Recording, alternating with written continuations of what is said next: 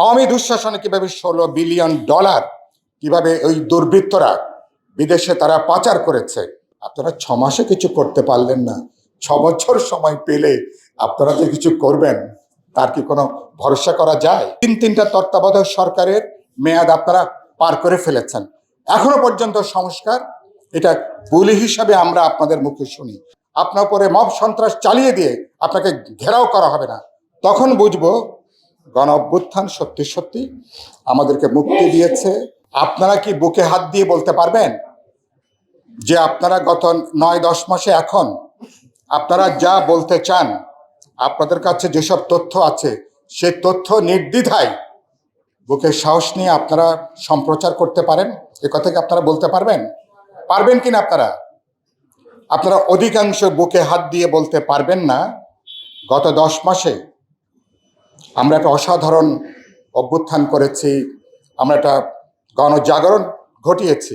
নিশ্চয়ই গণমাধ্যম আগের তুলনায় স্বাধীন হয়েছে, কথা বলতে পারছে, সংবাদ পরিবেশন করতে পারছে, কিন্তু বিশেষ করে যারা বিপ্লবের নাম করে যে সমস্ত কাজের সাথে অকাজ যেগুলো সংগঠিত হয়েছে এবং যেখানে দুর্নীতি হয়েছে, ঠিকাদারি হয়েছে, ব্যবসা বাণিজ্য হাতিয়ে নেওয়া হয়েছে, সেখানে তদবির বাণিজ্য হয়েছে, বদলি বাণিজ্য হয়েছে, বহু ধরনের ঠিকাদারি ব্যবসা হয়েছে, কেবলমাত্র রাষ্ট্রীয় ক্ষমতাকে ব্যবহার করে তার অসংখ্য তথ্য আপনাদের কাছে আছে।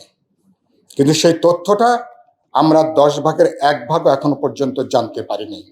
আমি কি সত্য বলছি? এটাই হচ্ছে ঘটনা। যেদিন বুঝবো গণমাধ্যম এরকম সাহস নিয়ে এবং এই তথ্য প্রকাশের জন্য আপনার গণমাধ্যমে হামলা হবে না, আপনার উপর অত্যাচার হবে না, আপনাকে হয়রানি করা হবে না, আপনার উপরে মব সন্ত্রাস চালিয়ে দিয়ে আপনাকে ঘেরাও করা হবে না, তখন বুঝবো গণ অভ্যুত্থান সত্যি সত্যি আমাদেরকে মুক্তি দিয়েছে, আমাদের রুদ্ধ প্রাণকে এটাকে মুক্তি দিয়েছে। সংবাদপত্র স্বাধীন হয়েছে, গণমাধ্যম স্বাধীন হয়েছে। সুতরাং আজকে এই দাবিতে আমরা যেসব নানা প্রশ্নের দল করতে পারি, ভিন্নতা থাকতে পারে, এই প্রশ্নে কালোকে কালো বলা, সাদাকে সাদা বলা, এটা সম্ভবত হচ্ছে গণমাধ্যমের সবচেয়ে বড় একটা কাজের জায়গাটা। এখনো পর্যন্ত ডিজিটাল নিরাপত্তা আইন এখনো অনুসন্ধিৎস যে সাংবাদিকতার ক্ষেত্রে যে বাধা, আনুষ্ঠানিকভাবে এখনো পর্যন্ত সেগুলাকে অপসারণ করা হয়নি। তার মানে 10 মাস পার হয়েছে, এই ব্যাপারে কি কারো কোনো দ্বিমত আছে? 8 মাস আগে, 7 মাস আগে এসব ব্যাপারে সিদ্ধান্ত নেওয়া যেত। অনেকগুলো ব্যাপারে সংস্কারের কথা বলে প্রতিদিন কি পরিমাণ লম্ফঝম্প, কিন্তু অনেকগুলো ব্যাপারে রাজনৈতিক দলে আমাদের ঐক্যমত আছে, বোঝাপড়া আছে। এটার জন্য নির্বাচন দরকার নাই, এটার জন্য জাতীয় সংসদ দরকার নাই। যেখানে আমরা একমত, বোঝাপড়া গড়ে উঠেছে, আপনারা অনেক ব্যাপারে পরামর্শ দিয়েছেন, সরকারের উচিত ছিল ইতিমধ্যেই এসব ব্যাপারে পরিষ্কার সিদ্ধান্ত নেওয়া। অনেকগুলো সংস্কার ইতিমধ্যে সম্পন্ন করার ব্যাপার ছিল।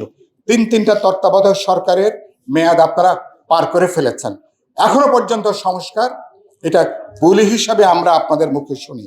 যেসব ব্যাপারে আমরা একমত সেসব ব্যাপারে কোনো কার্যকারী সিদ্ধান্ত গ্রহণ করতে পারেননি।